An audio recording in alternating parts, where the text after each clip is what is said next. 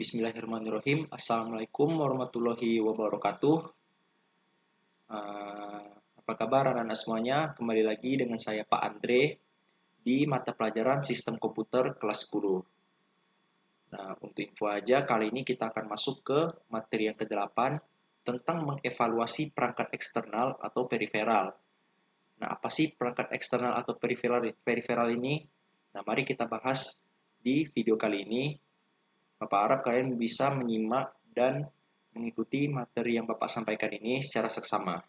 Baik, kita langsung saja masuk ke dalam materinya. Secara umum, komputer dapat diartikan sebagai alat elektronika yang bekerja secara koordinasi dan integrasi berdasarkan program, dapat menerima masukan berupa data yang diproses di dalam suatu sistem dan dikeluarkan dalam bentuk informasi.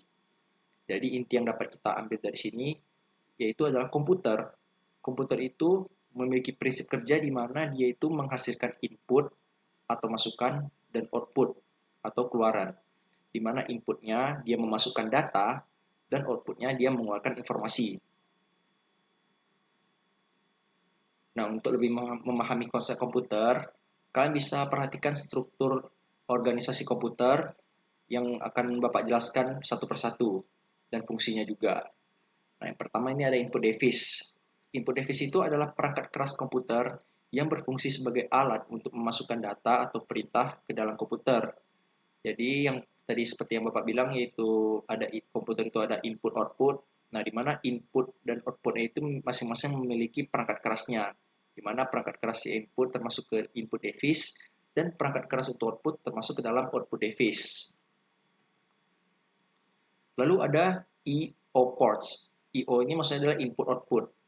Bagian ini digunakan untuk menerima ataupun mengirim data keluar sistem. Jadi, untuk kita memasukkan data dan untuk mendapatkan keluar hasil, ada ports di mana untuk menyambungkan perangkat dari luar sistem komputer, jika kita ingin mengambil data dari luar sistem komputer ataupun ingin mengambil data dari dalam sistem komputer.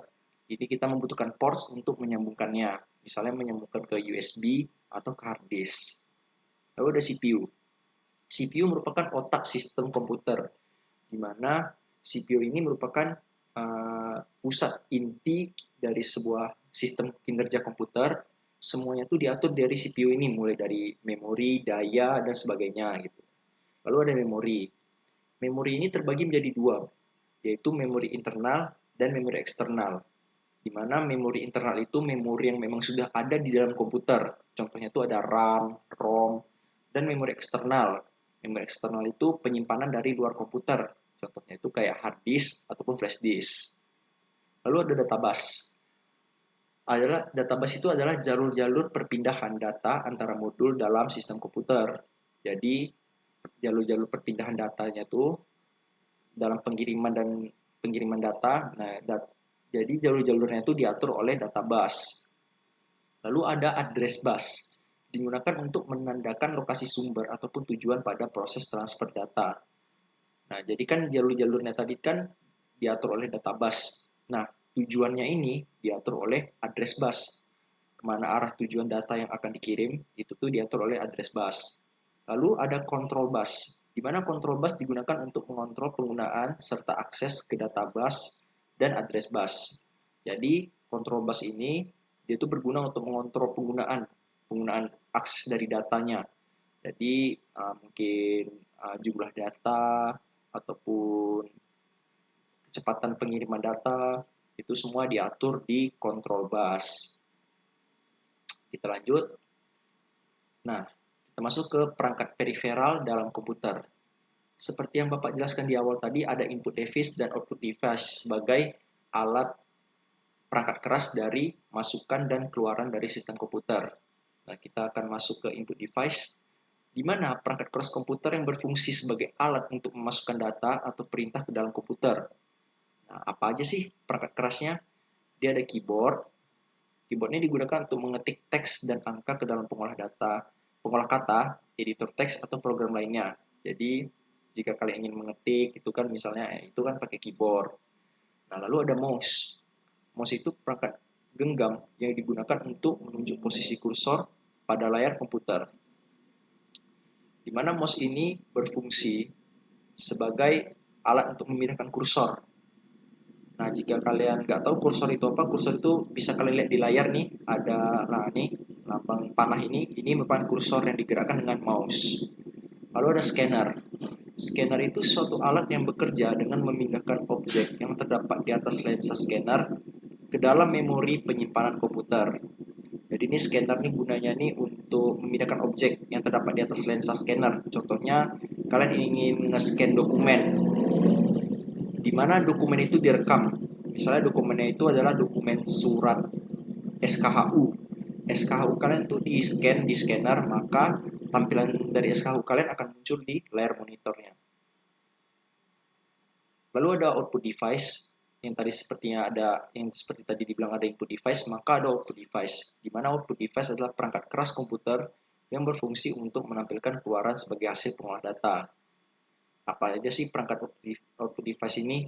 Pertama ada monitor, printer, dan speaker, di mana monitor ini sebagai alat untuk menampilkan grafik dari komputer, di mana kita bisa melihat fitur-fitur dari komputer. Nah, itu ada di monitor. Lalu ada di printer. Printer fungsinya untuk mengeprint dan mencetak kertas yang akan kita cetak. Misalnya kita ingin memprint surat, lagi untuk memprint surat. Jadi misalnya kita ingin memprint surat tuh kita bisa pakai printer tuh, ya kan? Suratnya kita ketik dari komputer bisa kita print. Nah, itu menggunakan printer. Lalu ada speaker. Speaker ini sebagai output untuk mengeluarkan audio atau suara. Jika kalian ingin mendengar lagu, nah kalian bisa menggunakan speaker supaya suaranya lebih keras gitu kan. Lalu input output ports. Seperti yang dijelaskan tadi, bagian ini digunakan untuk menerima ataupun mengirim data keluar sistem. Peralatan input output di atas terhubung melalui port ini. Jadi ini input output ports ini berfungsi sebagai penyambungnya. Misalnya kalian ada memori eksternal seperti HDD atau flash disk, itu disambungkan melalui I/O ports ini. Lalu CPU. CPU atau Central Processing Unit merupakan otak sistem komputer. CPU memiliki dua bagian fungsi operasional, yaitu yang pertama Arithmetical Logic Unit atau ALU sebagai pusat pengolah datanya, lalu Control Unit digunakan untuk mengontrol kerja komputer, biasa disebut dengan nama prosesor saja.